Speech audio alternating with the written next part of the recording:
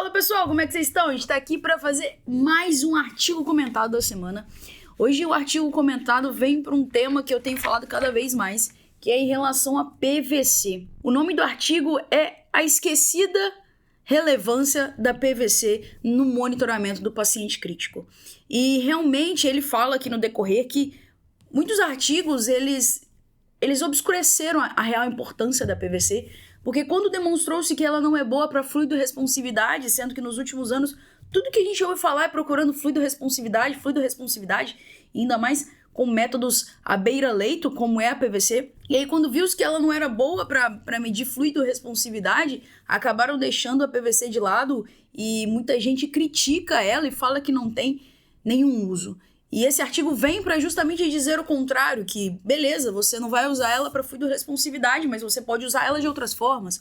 Será que a gente precisa mesmo esquecer e deixar de lado a PVC, que é um valor que a gente consegue obter à beira-leito, com um paciente que precisa só de ter um acesso venoso central? Então, só para a gente relembrar aqui o conceito de PVC a gente mede com um catéter venoso central que vai lá na porta do átrio direito, um catéter bem posicionado, e a gente pode passar em qualquer acesso alto, jugular ou subclávia, sendo que estiver bem posicionado na porta do átrio direito. E se a gente consegue medir a pressão ali na porta do átrio direito, a gente consegue inferir sobre a volemia e pré-carga desse paciente. É lógico que a PVC entra como um combo, né? A gente nunca vai avaliar a PVC sozinho, a gente tá falando do paciente crítico. A gente vai ter diversas outras informações que vão vir junto no contexto da PVC, mas que a gente não pode esquecer dela, e se a gente tem essa medida, isso pode trazer pra gente sim algumas informações relevantes. E aí ele traz aqui uma frase que eu achei muito bonita, eu vou ler pra vocês,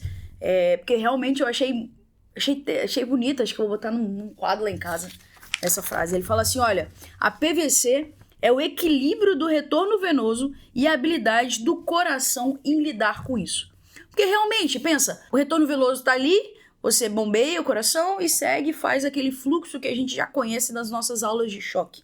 Então, se existe o retorno venoso e o coração não consegue lidar com esse retorno venoso, a gente espera que a PVC aumente. Se o paciente está hipovolêmico e esse retorno venoso não está acontecendo por qualquer motivo, essa PVC vai vir baixa. Então, é tanto sobre coração quanto volemia. Olha que bacana. Eu achei linda essa frase, o equilíbrio entre o retorno venoso e a capacidade do coração em lidar com isso. Então, ela pode sim trazer muitas informações. Quando a gente pensa em valores normais, a nossa PVC, se medir aqui, isso aqui vai vir no máximo 4. A gente vive em pressões baixas de PVC. Então, se eu passar um catéter aqui e medir a minha PVC, mesmo num exercício físico intenso, onde eu faço esforço, a gente vive sob pressões baixas. Até porque quando a gente respira, isso é muito importante, principalmente no paciente grave, que a gente respira sobre pressão negativa, tá? E quando a gente respira em pressão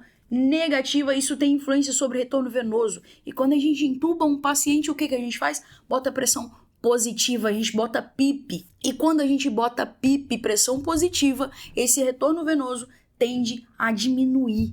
Então é por isso que nas nossas aulas, por exemplo, de edema agudo, a gente fala sobre a importância da VNI, que é a pressão positiva, para diminuir também retorno venoso e diminuir congestão. Olha que bacana, a PVC ela vem dentro de um contexto e dentro de uma fisiologia que é muito bonita e muito legal e que a gente vai aplicar várias vezes no nosso dia a dia, que às vezes a gente nem sabe que está aplicando. E aí, na prática, como que isso se verifica? Olha que bacana, a gente tem estudos que mostram que o paciente crítico com PVC menor do que 8, ele morre menos. Ele tem 35% menor mortalidade do que aquele paciente que fica com uma PVC maior do que 8. Isso gera também algumas discussões. A gente já teve aqui discussões sobre balanço hídrico, por exemplo. A gente tem um podcast que a gente fala sobre balanço hídrico. A gente sabe que balanço hídrico acumulado na UTI, ele se traduz também em piora de desfecho, aumento de mortalidade. E olha como aqui também vem dizendo um pouco sobre isso. O que é PVC aumentada nesse paciente? É esse paciente que está recebendo muito volume, aquele soro de horário que está entrando, esse paciente está ficando mais congesto, está ficando cronicamente ali com uma PVC mais alta e esse paciente tende a morrer mais. Então, PVC maior do que 10 associa-se também a piores desfechos. Olha que bacana, que interessante, mais um dado para a gente ter à mão. Falei aqui sobre esse aumento mais crônico, mas aumentos mais agudos de PVC, eles tendem a ser pior, porque o paciente está ali acostumado a uma determinada pressão, e aí de repente ele se vê com uma pressão aumentada, isso também se traduz em piores desfechos para esse paciente. E aí como que a PVC, ela atua nos órgãos para trazer disfunção orgânica? Não a PVC em si, né? Mas a PVC, ela reflete pré-carga, retorno venoso. E aí, quando tem-se uma PVC muito alta, a gente pensa que isso pode também trazer, por exemplo, disfunção renal. Então, PVCs mais altas também associam-se a lesão renal. Isso porque acontece aquela tamponamento da cápsula renal. Então, aquela cápsula renal que fica tamponada, e isso às vezes de forma aguda, isso pode trazer lesão renal. E aí por exemplo, aquela furosemida que você dá e que você fala que você abre o rim, na verdade o que você faz é diminuir esse tamponamento renal com aquela furosemida que você fez. Furosemida, na verdade, não abriu o rim.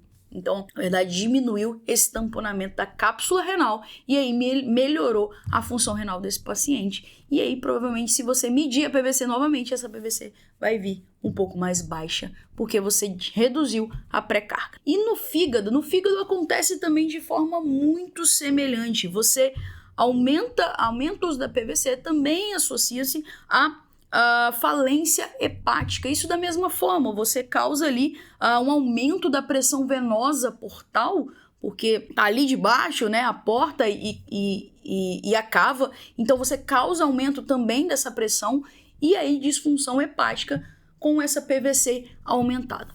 Isso no paciente crítico, quando a gente pensa nessas pressões, o paciente crítico é um paciente que ele é muito inflamado, então sepse, trauma, pós-operatório, tudo isso inflama e causa ali endotelite e alterações das pressões hidrostáticas. Então, essas pressões hidrostáticas fazem acúmulo de líquido no extravascular, por exemplo, e causam edema. No paciente crítico é muito comum que a albumina também venha baixa e aí você reduz também a pressão oncótica. Então facilita mais essa congestão e essa alteração de fluidos e perda de fluido para o terceiro espaço, piorando ainda mais o processo de congestão. E aí você dá o líquido, você dá o soro e esse soro não fica no intravascular. Então você dá volume, mas isso não se reflete em débito cardíaco. Então você dá volume, você dá soro, essa PVC pode até aumentar quando você dá volume, provavelmente vai aumentar quando você der volume, principalmente grandes quantidades de volume, mas isso não se reflete em débito cardíaco. Se isso não se reflete em débito cardíaco, você não tem um paciente que é fluido responsivo, você está dando esse fluido e isso não está servindo de nada. E se esse paciente começar a fazer disfunção orgânica por esse excesso de fluido, esse paciente não é tolerante a fluido e aí, na verdade, você está trazendo mal e malefício a esse paciente,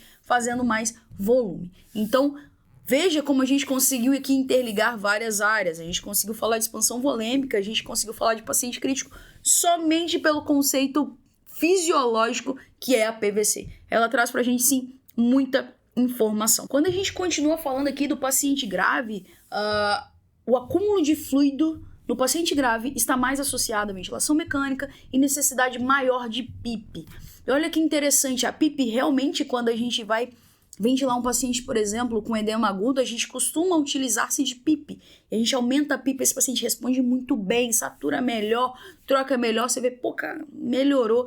Realmente, a PIP, ela ajuda muito a essa homogeneização e a redução do retorno venoso justamente por pressão positiva ali que você faz e reduz realmente o retorno venoso. Só que, pensando no paciente, por exemplo, com SARA, que requer mais PIP para ventilar esse paciente, isso pode ter uma hemodinâmica muito ruim, porque a pressão venosa ela tem que ser muito maior para isso se refletir em débito cardíaco, porque você está gerando pressão positiva ali realmente na veia cava.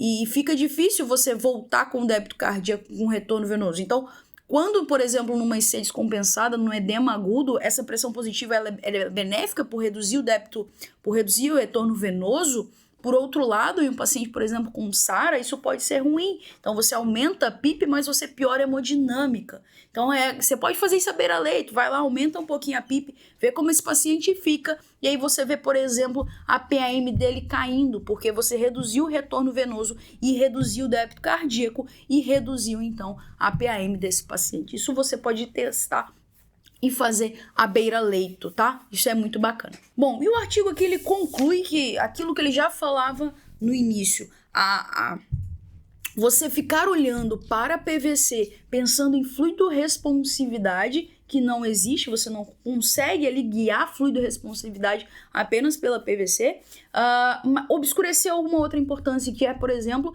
a manutenção de uma PVC alta no paciente crítico. Isso relaciona-se à maior mortalidade. E o que é PVC mais alta no paciente crítico? É o paciente que está recebendo muito volume. Então, preocupe-se todos os dias em ver se essa PVC está muito alta por excesso de volume nesse paciente. Preocupe-se, porque essa PVC alta, por excesso de volume, pode fazer com que esse paciente seja intubado, mais intubado, pode gerar disfunção renal, pode gerar disfunção hepática, ou seja, disfunção orgânica, e piorar o desfecho do seu paciente. Então, todos os dias, veja se esse paciente precisa de soro, se ele responde a soro, se ele tolera soro. E volta a falar o que a gente sempre fala: soro de horário a gente não usa justamente por causa disso tudo que a gente mostrou aqui. Excesso de fluido no paciente crítico, isso está associado a piores desfechos.